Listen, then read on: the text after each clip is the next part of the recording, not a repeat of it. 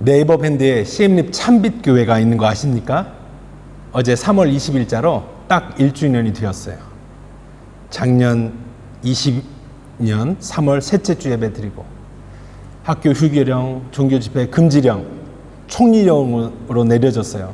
그 전부터 뉴스에서, 중국에서, 또 한국에서, 세계 곳곳에서 또 코비드-19 확진 경우들이 들려왔지만 캄보디아에도 외부에서 처음으로 또 확진자의 경우가 나오고, 그러면서 이제 전국의 학교와 또 종교시설들 단체 모임이 금지되었죠.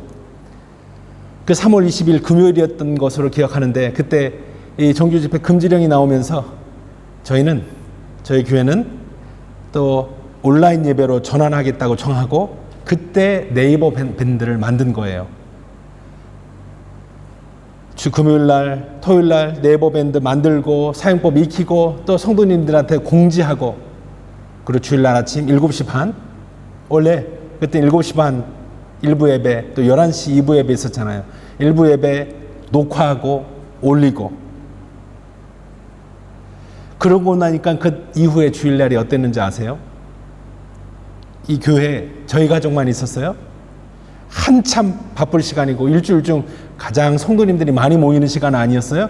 그런데 작년 3월 넷째 주부터는 교회 누구도 오지 않고 오직 저희 가족만 가장 한가하고 조용한 시간을 보내었습니다. 아마 오늘도 온라인 예배를 마치고는 저희 가족만 이 교회를 조용히 지키게 될 것 같습니다. 그렇지만 속으로는, 또 카톡으로는, 밴드로는 온갖 CM립 확진자가 어떻게 되었는지 분주한 소식들로 마음이 불안하고 요동치고 그럴 겁니다. 어젯밤에도 성도님들, 또 우리가 살고 있는 이 지역 근처에서, 프놈펜에서 감염되어 온 확진자로 인해서 많이 또 소식 듣고 불편하셨죠. 불안해하셨죠. 그런 중에도 오늘 예배를 통해서 하나님이 주시는 또 위로와 또 소망 중에 확신을 얻고, 예배를 끝날 때에는 우리가 평안 얻고 한 주간을 시작했으면 좋겠습니다. 오늘 야곱 이야기 두 번째 시간입니다. 한 사람의 성격은 그 사람의 운명이다. 설교인데 무슨 운명 이야기를 하세요? 그만큼 한 사람의 성격이 인생의 독특한 무늬를 만들고 또 인생의 방향을 결정한다는 의미였습니다. 야곱, 이 한 사람의 인생을 결정할 만한 중요한 사건이, 성격을 만들어내는 중요한 사건이 오늘 소개되고 있습니다. 28절에 보면 아버지 이삭은 아들 에서를 사랑하고, 리브가 어머니는 야곱을 사랑하고, 아버지는 아들을 사랑하고 어머니는 아들을 사랑하고, 그러나 실상은 편애였습니다. 쌍둥이니까 아버지든 어머니든 쌍둥이 둘 다 사랑해야 되는 거 아니에요? 그런데 아버지는 첫째인 에서를 사랑하고, 왜냐하면 에서가 사냥하는 고기를 좋아하므로.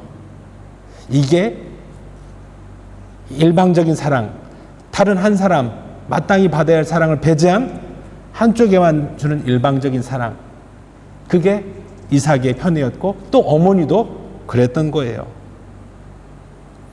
이 편애가 야곱의 성격에 얼마나 큰 영향을 끼쳤는지 우리는 능히 짐작할 수 있습니다.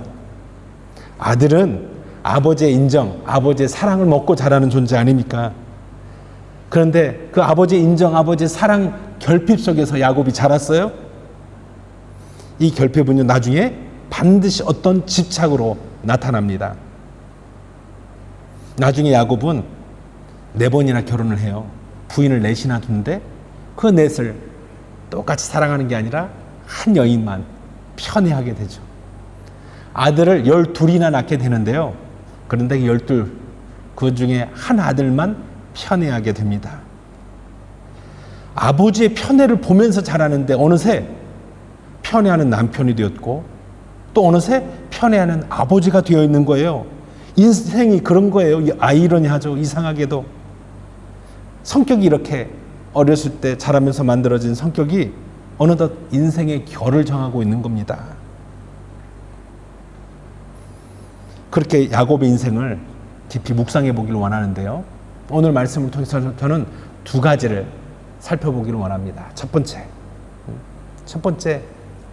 인간은 실수합니다. 믿음 좋은 사람도 실수합니다. 이삭과 리브가는 모두 믿음 좋은 부부였어요. 이삭 어린 나이에 엄청난 믿음의 일이 있었어요. 아버지 아브라함이 자신을 결박해서 죽이려고 한 거예요. 짐승을 잡아서 각을 떠서 제물로 바치거든요. 그렇게 자기를 잡아 각을 뜨려고 했었어요. 이때 나이 이삭이 10대였으면 아버지가 100세에 이삭을 낳았으니까 110 몇 세 되셨겠죠. 만약 이삭이 도망을 치기로 했다면 100세 넘은 아버지가 쫓아가 붙잡을 수 있을까요?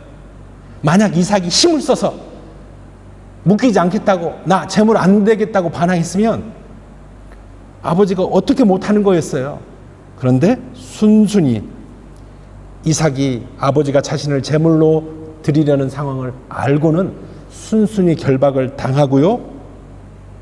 그렇게 제물대 위에 올라갔어요. 이걸 보면 일찍부터 이삭은 믿음에 순종이 있었구나. 그런 믿음을 가진 이삭이었구나. 그래서 그가 결혼을 하고도 한참 동안 아이가 없으니까 기도하면서 기다렸구나. 어머니 리브가 마찬가지로 믿음의 사람이었어요. 친정집에서 자라면서 어느 날 손님이 왔는데요. 멀리서 온 손님이에요. 하나님의 여호와의 인도하심을 따라 주인의 아들의 신부를 구하기 위해 왔다는 거예요. 하나님의 인도하심, 여호와의 이끄심이 있었다고 하는 그 말을 듣고 리브가는 따라가기로 결정한 거예요. 시집 가기로 결정한 거예요. 신랑 얼굴은 한 번도 못 봤는데 그 종의 말만 듣고. 그렇게 믿음으로 결단할 줄 알았던 여인이 리브가예요. 아이가 없이 오랫동안 그러나 남편과 함께 기다리고 기도했어요. 그리고 그때 약속의 말씀을 주셨어요. 지난 시간 살펴본 25장 23절 말씀. 여호와께서 그에게 이르시되 두 국민이 내 태중에 있구나. 두 민족이 내 복중에서부터 나누이리라. 이 족속이 저 족속보다 강하겠고 큰 자가 어린 자를 섬기리라 하셨더라. 리브가는 하나님이 주신 이 말씀을 기억하고 붙잡았어요. 그래서 그런지 야곱을 사랑했고요. 그런데 아버지 이삭이 에서를 편애한 것처럼 리브가도 야곱을 편애한 것 같아요. 믿음이 좋은 부부인데 그런 실수, 잘못된 부분이 있어요. 우리가 처음 교회 나올 때 그래도 교회 다니는 사람들은 뭐가 다를 거지, 그런 어렴풋한 기대가 있어요. 교회 다니는 사람들은, 믿음 있는 사람들은 인격도 그에 맞게 갖추고 있을 거야. 대부분의 경우는 맞습니다. 그렇지만 정확히 말하면 우리는 과정 중에 있어요. 예수님을 믿기 시작했어요. 믿겠다고 고백했어요. 그리고 예수님을 닮아가는 과정 중에 있는 거예요. 그래서 아직 닮지 못한 부분, 아직 안 되는 부분, 옛사람의 모습, 성품이 여전히 있기도 한 겁니다. 그런데 그런 것을 모르고 교회 다니는 사람은 다 괜찮은 사람이야, 성숙된 사람이야, 온전한 사람들이야 라고 기대하고 왔다가 실망하는 경우들이 있을 수 있습니다. 그렇게 믿음이 좋은데도 실수가 있고 안 되는 부분이 있고 모자란 부분이 있고, 그래서 어떤 목사님은 이렇게 표현하네요. 인생은 여전히 공사 중이다. Our life is still under construction. 여전히 공사 중이다. 겉은 멀쩡해 보여요. 그런데 안에 들어가 보니까 아직 공사 중이에요. 바닥 공사를 하고 있고 철근이 여전히 뾰족 나와 있고 시멘트 그냥 발라져 있고 겉은 멀쩡해 보여도 안은 공사 중이에요. 정리가 안 되어 있어요. 우리가 믿음이 있어도 여전히 공사 중인 인생이라는 겁니다. 예수님을 믿는 순간 우리가 갑자기 완전해지고 완벽해지는 게 아니라 예수님을 믿는 그 순간부터 우리는 완벽을 향해서 달려가기, 나아가기 시작하는 거예요. 변화를 시작하는 거예요. 이미 딱 순간에 변화된 게 아니라 변화되어져 가는 거고 성화, 예수님을 닮아가기 시작하는 거예요. 목사님 저도 공사 중인 사람이고요. 교회 오래 다닌 성도님들도 공사 중인 분들이십니다. 교회 오신 지 얼마 안 되는 분은 말할 것도 없고요. 그러니 믿음이 있어도 실수할 수 있고 믿음이 좋아도 성격에 부족함이 있습니다. 믿음의 부부였던 이삭 리브가도 자식을 편애하고 그것으로 가족의 문제가 시작됩니다. 믿음이 있는 부부였지만 아들들에게 잘못된 영향을 끼치고 있어요. 믿음의 가정에도 얼마든지 문제가 생길 수 있다는 겁니다. 그럼 이 말씀 듣다가 어떤 분들은 이렇게 이야기하실 수도 있겠어요. 믿음? 뭐 별거 없네. 똑같네. 교회 다니나 안 다니나. 믿음이 있거나 없거나. 예, 그 말이 맞는 것 같지만 그러지가 않아요. 우리가 믿는다. 교회 다니는 사람은 믿음이 있잖아. 할 때 그 믿음 대단한 것 같지만 사실 믿음이 우리를 대단하게 하는 거 아니에요. 다만 우리가 믿는 하나님이 대단하신 거예요. 여전히 죄인이고 여전히 안 바뀌는 인생인데 그러나 하나님이 그 인생들을 바꾸어 가시잖아요. 어떤 때는 놀랍게, 어떤 때는 조금씩 자신도 포기한 인생, 그런데 하나님이 바꾸십니다. 그래서 하나님이 대단하신 거예요. 하나님이 우리를 다루어 가시고 다듬어 가시고 변화시켜 가시고 그래서 하나님의 복을 주시고 그래서 하나님의 계획에 맞게 우리를 변화시켜 가시는 거예요. 그런 하나님이, 그런 대단하신 하나님을 우리가 신뢰하는 겁니다. 믿는 겁니다. 그래서 믿음이 필요한 거예요. 저는 그 믿음으로 변화를 시작하겠습니다. 변화되기를 결단합니다.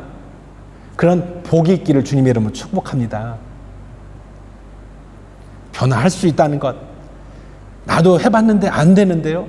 스스로도 자신에 대하여 포기했던 그 변화, 그러나 하나님께서 말씀으로 그리고 성령으로 변화시키는 대단하신 분입니다. 그 대단하신 하나님을 믿는 믿음 필요해요. 그 믿음으로 오늘 말씀을 듣는 이 자리에서 이 한 주간도 변화를 누리는 우리 복된 성도님들 되시기를 주님의 이름으로 축복합니다. 두 번째 생각해 볼 건 이거였습니다. 에서는 참 남자다웠어요. 에서를 표현하는 모습을 보니까 2절에 익숙한 사냥꾼이고 들사람이고, 에서라는 이름의 뜻이 털이라는 거예요. 붉은 털. 온몸에 털이 덥수룩하게, 가슴에도 셔츠를 벗으면 덥수룩한 털, 아마 여기 구레나루부터 수염도 멋있게 났을 거예요. 상남자. 성격도 화끈하고 괄괄하고 인간적으로 멋있었어요. 아버지 입장에서 참 자랑스럽고 그래서 잘 자란 아들이었을 겁니다. 그가 또 하는 짓도 남자답잖아요. 밖에서 들에서 사냥하고 다니고 또 그걸로 아버지를 또 즐겁게 해드리고, 그날도 에서는 밖에서 들에서 사냥하고 집에 돌아왔어요.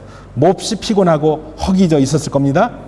매우 활동적이고 더욱이 사냥하는 일에 몰두한 만큼 집에 돌아왔을 때 극도의 피로감, 공복감을 느끼고 있었을 것입니다. 동생 야곱은 이런 형을 잘 알고 있었어요. 이런 상황을 여러 겪어왔을 겁니다. 그래서 오늘 이 야곱은 그 빅딜을 위해서 준비했어요. 주도 면밀하게 준비했을 겁니다. 형이 배고플 때에는 거의 정신을 못 차린다는 것을 알고는 이런 상황을 준비한 거죠. 냄새가 맛있는 걸로, 많이 나는 걸로 그리고 형이 좋아하는 음식으로 특별히 준비했어요. 형이 들에서 돌아올 때쯤 요리가 마쳐지도록 시간도 맞추고요. 마침 형이 돌아왔습니다. 너무 피곤한데, 근데 또 그냥 자기에는 또 배가 너무 고파요. 허기가 져 있어요. 마침 좋은 냄새가 납니다. 이 상황을 보면 조금 이상한 것을 느끼실 수도 있을 겁니다. 집에 어머니가 엄연히 계시는데 어머니가 요리를 하는 게 아니라 야곱이, 동생이 요리를 하고 있어요. 어머니도 이 상황에 적어도 공범 같은 거죠. 에서가 코를 길게 내밀고 냄새를 맡고 야곱이 요리하고 있는 주방으로 옵니다. 그거 맛있겠네. 나도 좀 먹자. 본능적으로 나오는 말이죠. 이때 야곱은 작정한 말, 작정하고 준비한 말을 하는 겁니다. 형, 나한테 장자의 명분을 파세요. 이게 말이 안 되는 거잖아요. 장자의 명분은 태어나면서 큰아들에게 그냥 주어지는 거예요. 이게 거래할 수 있는 게 아니에요. 그렇지만 야곱은 이 상황을 노리고 그리고 말을 준비한 겁니다. 형 에서가 이 무슨 뚱딴지 같은 소리냐고 웃으면서 코웃음 치면서 넘기려고 했을 거예요. 야, 장난하지 마. 야, 큰아들이 작은아들 되고 작은아들이 뭐 큰아들 되냐? 판다고? 웃으면서 그러지 말고 나 그 음식 좀 줘. 그 죽 좀 맛있게 쏘는데 좀 줘봐. 동생이 이야기합니다. 형, 나는 이거 삶으려고 몇 시간 삶고 찌고 순 건데 그냥 형한테 공짜로 줄 수 없잖아. 나는 형한테 죽 줄 건데 형은 나한테 뭐 줄 거야? 형 사냥해온 고기? 나 그거 고기 안 좋아하는 거 알잖아. 형 나한테 뭐 줄 건데? 너 죽고 있으면 줘봐. 나도 형한테 이 음식 줄 테니까. 그렇게 형의 허기를 자극했을 거예요. 그러자 배고픔에 못 이겨서 본능에 따라서 에서는 농담처럼 얘기했을 겁니다. 장자의 명분이 내게 무엇이 유익하려? 내가 지금 죽게 되는데 뭐 장자의 명분 필요 없어. 알았어. 너 가져. 그러자 동생은 형 진짜지? 장자권 내가 갖는다. 약속. 아니 맹세. 나 여기 서약서 있어. 다 준비해놓고는 서명만 해. 에서는요 이런 상황을 생각지도 못했을 겁니다. 오직 본능이 보내는 신호, 몸이 보내는 신호에 따라서 그래 뭐 대단한 거라고 장자권 너 가져. 죽 다 줘. 내가 다 먹을 테니까. 이렇게 빅딜이 성사되는 겁니다. 빅딜이에요 정말. 그런데 에서는 이거를 대수롭지 않게 생각한 겁니다. 장자의 명분 내가 판다고 했지만 동생이 어쩌겠어요. 그래도 난 여전히 큰아들이고 장자인데. 그렇지만 야곱은 잘 알고 있었어요. 장자의 명분을 사모하고 있었고요. 열망하고 있었어요. 어떻게 이걸 열망한다고 할 수 있을까? 잘 보세요. 야곱의 아버지 이삭은 아브라함이 100세에 낳은 아들이고요. 아브라함이 몇 살까지 살았냐 하면은 25장 7절에 보면 175세를 살았어요. 175세 아브라함이. 그런데 이삭이 몇 살에 야곱을 낳았죠? 60세. 60세에 낳았으니까 할아버지 아브라함이 160세에 야곱이 나왔어요. 그러면 에서랑 야곱은 야곱이랑 몇 년을 살았겠어요? 15년을 같이 사는 거예요. 그동안 할아버지가 무슨 얘기 했겠어요? 아그들아, 손주들아, 아들보다 더 귀엽고 사랑스러운 게 손주 아니에요? 눈에 넣어도 안 아프. 사실 부모들은 자식 키우는 거 힘들어서 자식이 그렇게 귀하고 소중한 건 줄 잘 모르더라고요. 그런데 할아버지 할머니가 그렇게 손주들을 끔찍이 위하시고 사랑하고, 할아버지 얼마나 오랫동안 늦게 낳은 아들이고 그 아들이 또 늦게 낳은 손주들이 얼마나 귀하겠어요. 사랑스럽겠어요. 할아버지가 말이야, 갈대아 우르에서 잘 살고 있었는데 말이야, 어느 순간 하나님이 나타나셔서 내게 지시할 땅으로 가라. 그러면서 이 가나안으로 오라고 그러시는 거야.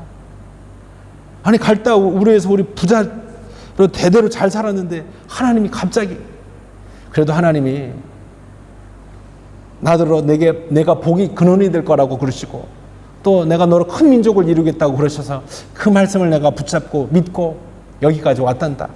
여기 왔는데 또 흉년이 들어서 애굽에도 갔다가 또 간신히 가나안으로 돌아왔는데 또 흉년이 들어서 블레셋에도 가고, 할아버지도 참 그래도 하나님이 지금 이때까지 함께 하셨고 복을 주셨단다. 그런 이야기를, 하나님이 나타난 이야기, 하나님에 대한 믿음의 이야기들을 손주들에게 들려주지 않았겠어요? 근데 큰 손주인 에서는 그것을 흘려듣고, 둘째 손주가 그 이야기를 소중히 담아 들었던 겁니다. 오히려 할아버지 아브라함이 받았던 그 약속이, 그 약속, 복의 근원이 되고 큰 민족을 이루겠다고 하신 그 말씀, 나에게 응답됐으면 좋겠다. 내게 주신 말씀처럼 내가 붙잡아야지. 이런 열망을 갖게 된 거예요. 오늘 생각해 볼 큰 두 번째가 그겁니다. 영적인 열망을 가져라. 영적인 열망. 하나님께서 아브라함 할아버지에게 하신 축복, 약속이라면 나도 그 축복 받아야 되겠습니다. 나도 그 약속 붙잡겠습니다.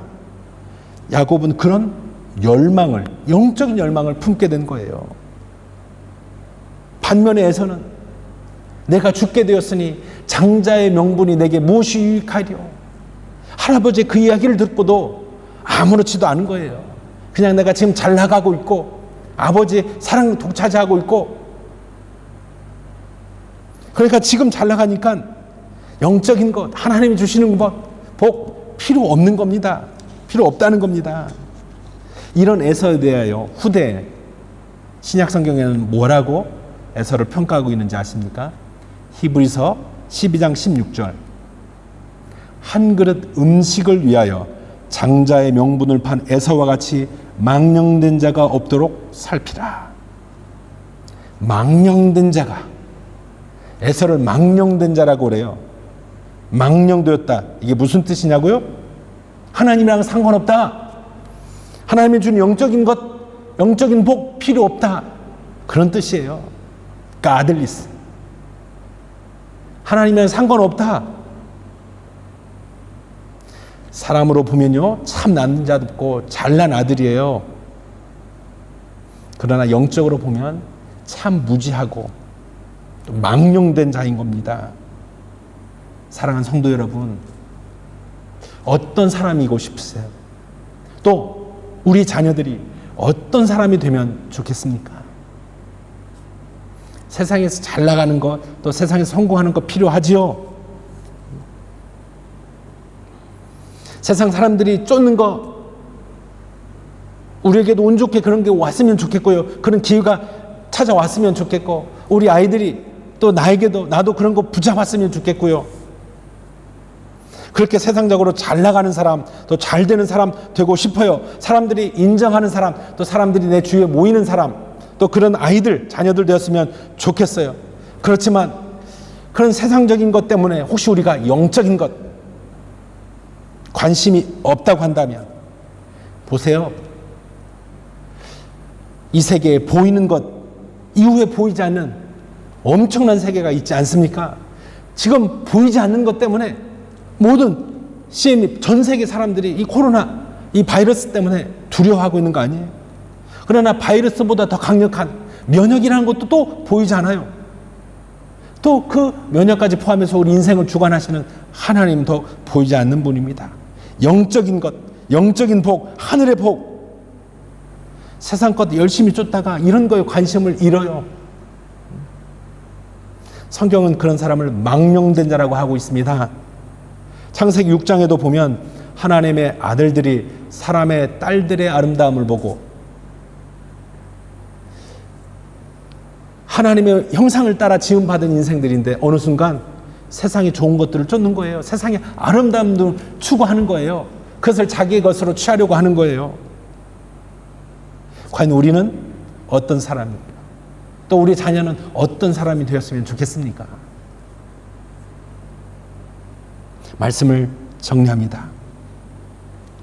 시엠립은, 아니 캄보디아 전체가 참 건조하고 메마른 시즌입니다. 로더 끄다 건기라고 합니다. 번역은 가장 덥고 메마른 시절입니다.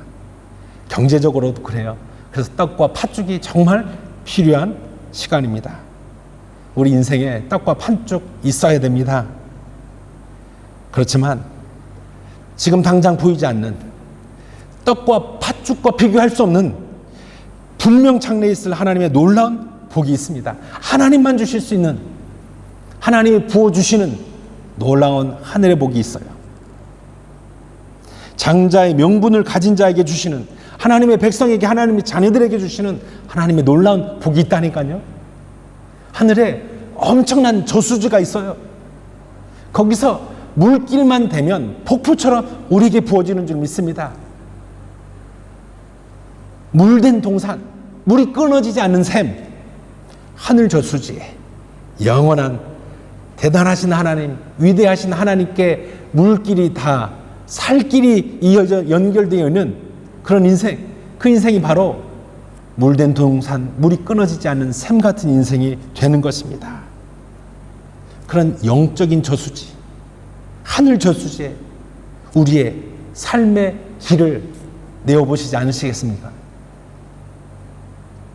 그런 영적인 열망을 가진 성도님들 되시기를 주님의 이름으로 축복합니다. 보이는 게 다가 아니에요.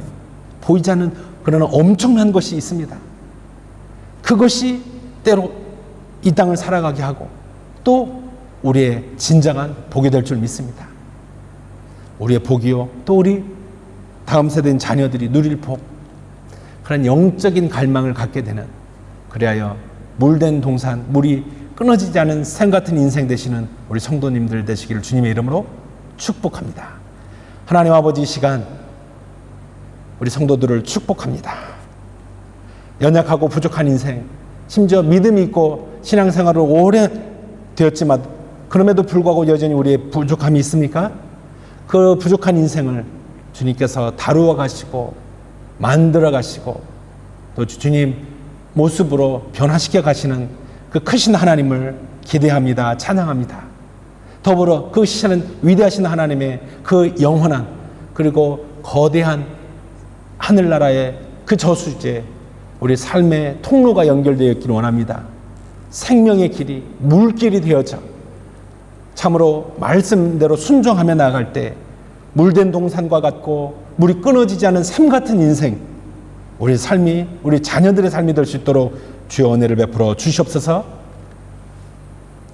지금은 우리 구주 예수 그리스도의 은혜와 하나님 아버지 크신 사랑과 성령님 감동하심이 이 시간 또 주님께서 우리를 변화시켜 가실 것을 믿음으로 기대하며 또한 하나님이 주실 놀라운 하늘의 축복을 열망하며 나아가는 이 예배 참여한 또 온라인으로 집에서 그러나 예배 드리고 있는 예배자로서 지금 말씀 앞에 또 결단하며 나아가는 모든 성도들 위해, 그들의 가정과 자녀 위에, 지금도 세계 곳곳에서 또 이 땅 곳곳에서 복음 전파를 위하여 수고하시는 선교사님들 가정과 사역 위에, 이 땅 캄보디아 교회 위에, 우리들의 조국 대한민국 교회 위에, 그리고 저 북녘 땅 지하교회 성도들 위해 이제부터 항상 함께 있을지어다.